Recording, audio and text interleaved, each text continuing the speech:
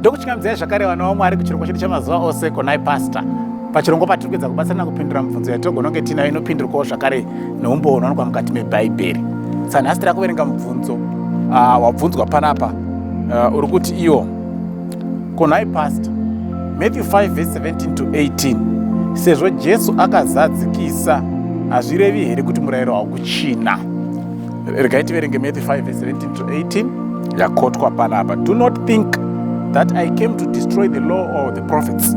I did not come to destroy but to fulfill. For assuredly I say to you, until heaven and earth pass away, one jot or one title will by no means pass from the law until all is fulfilled.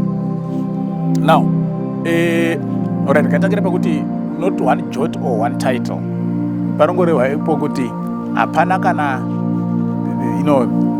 kana koma kana uchitotombo uri kunyora t unoti che paya kana kadoko unoisa pamusoro paaika hapana kana one chichadropwa pamutemo kusvikira pane zvinhu 2 zvataurwa. Ndo panowanzokanganisa vanhu kana vachiverenga zvinhu 2 zvanzi zvinhu izvozvo kana zvaitika, then mukazotange kutaura kuti mutemo uyu hakuchina. Ano chekutanga, until heaven and earth pass away.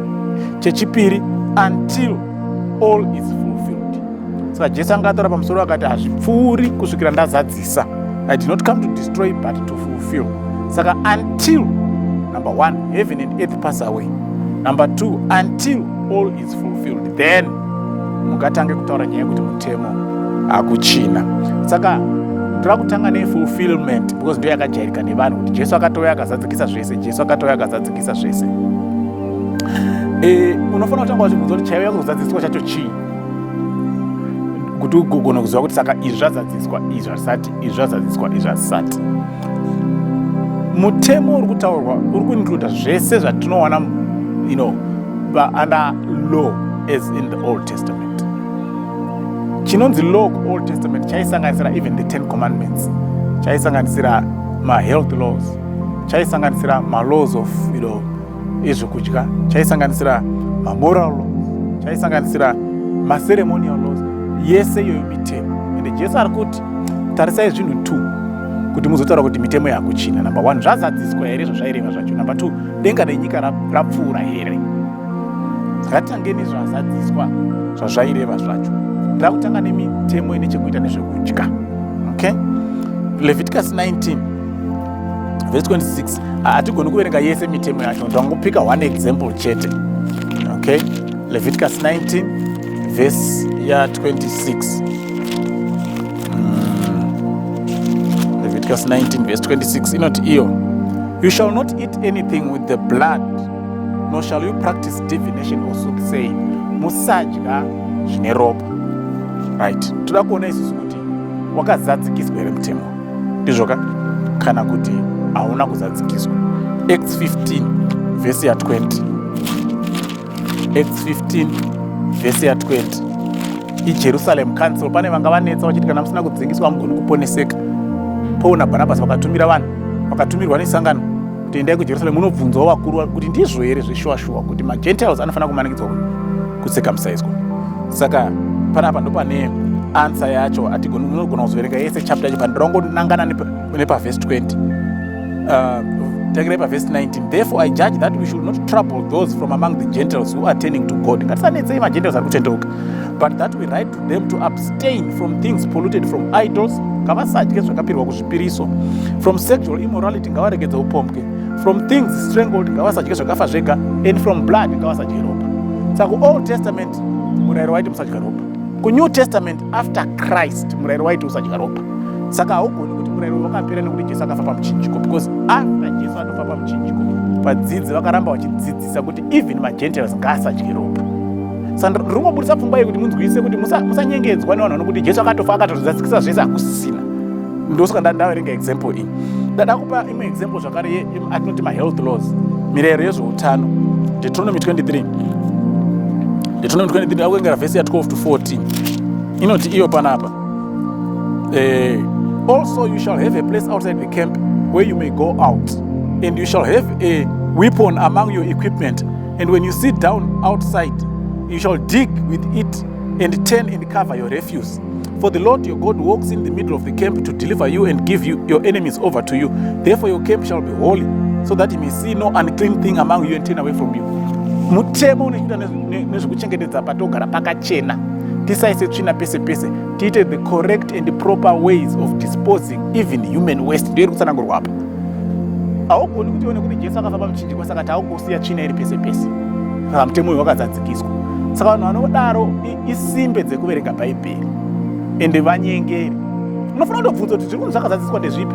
Zvaimbomirirei kuti zvizonzi zvakadzadzikiswa? Hausi wese mutemo uri kunzi wakadzadzikiswa semaverengera tikuita panapa, because as long as mutori netoilet inoflasha kumba kwenyu, it means muri kuchengeta mutemo uyu. You are disposing human waste properly, because mugara hadi kuona tsvina pese pese. Mukaenda kuna Deuteronomy iyoyo yatanga tichiverenga verse 22, chapter 22 verse 1 to 4, tovati macivil and social laws. Majudges kana vanhu vatadzirana, tongai nyaya dzacho zvakarurama, musaite mafevha. Haugoni kuti mutemo iwo wakapera usina basa nokuti Jesu akafa pamuchinjikwa, nyangwe majaji akaita hori, nyangwe akasatonga zvakarurama hazvina basa because Jesu akafa pamuchinjikwa. It's impossible, haugoni kudaro. Saka vanhu vanoisa umbrella term kuti mutemo wakapera nokuti Jesu akafa akazvizadzikisa, they are not being honest, they are not being sincere, they are deceptive. Mukaenda pana Exodus 20 verse 3 to 17, pane atinoti moral laws. Usaba, usauraya, usaita upombwe. Haugoni futi kuti Jesu akafa pamuchinjikwa akazadzikisa zvese izvozvo. Saka hazvisina basa. But ukaenda pana Exodus chapter 12 verse 5 kuenda verse 11, ndingaindiiverenge manje. Exodus 12 verse 5 kusvika ku11.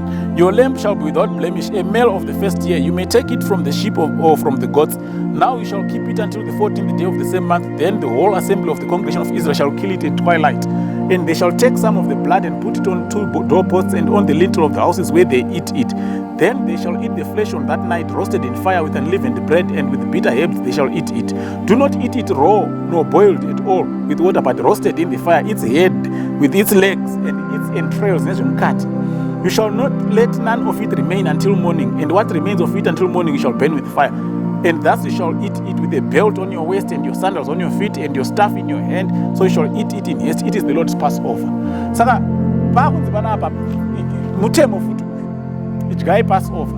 Wai yacho idyai yese nezvemukati, hapana chinofanira kuraswa. Everything, nemakumbo nemusoro zvese idyai, makasunga zviuno nemiro inovava, makatobata tsvimbo dzenyu, and so forth and so forth. And you are saying, is this still applicable, pastor? Ndozvawakuti ndomubvunzo wamatona kuti tofana kudya nehura wacho zvese vakomana nezvemukati hapana saini kuti paimbowane why. Watoone mubvunzo kuti izvi no. John 1 verse 29, inoti now John akaona Jesu achiuya akati, now that is the lamb of God which takes away the sin of the world. So aiurayiwa aimirira Jesu Kristu. When Christ died, hakuna Passover lamb yakaichafanira kuramba ichiurayiwa, because Christ had fulfilled what that lamb represented. Okay? He had fulfilled what that lamb represented. Saka hakusina munhu anofana, saka pari kunzi Jesu izvi zvinopfuura kana ndazvizadzisa. Kureva kuti Passover yakapfuura Jesu aizadzisa. Ndosaka kana muchiverenga Matthew chapter 26 verse 26, vari kudya Passover feast usiku wazobetraywa naJudas Iscariot. Zvinonzi akatora chingwa akachimedura, and he introduced the Lord's Supper. Kureva kuti Passover yapfuura, yazadziswa pari kunofa Jesu pamuchinjikwa. He is the real Lamb of God. Then zvimwe zvese zvachitaura izvi until heaven and the earth passes away. Saka as long as denga rine nyika zvichiripo, azvisati zvapfuura zvichiko, mutemo uchiri kuti dispose tsvina zvakanaka, mutemo uchiri kuti musadya zvine ropa, musadya zvakafa zvega, mutemo uchiri kuti vatongi jajai zvakanaka. Saka musafurirwe nevanhu vanoisa zvinhu zvese izvi in one umbrella bracket vokuudza kuti zvakapera nokuti Jesu akazvizadzikisa. Hazvisi zvese zvainongedza kuna Jesu Kristu. Zvainongedza kuna Jesu Kristu zvakaperera pamuchinjikwa, but kune zvimwe zvasikanongedzi kuna Jesu Kristu, zviri kunzi kusvika denga nenyika raita sei, rapera. Harisati rapera, saka zvichingoripo nanhasi. Ndaro tabatsirikana maratikomborera. Amen.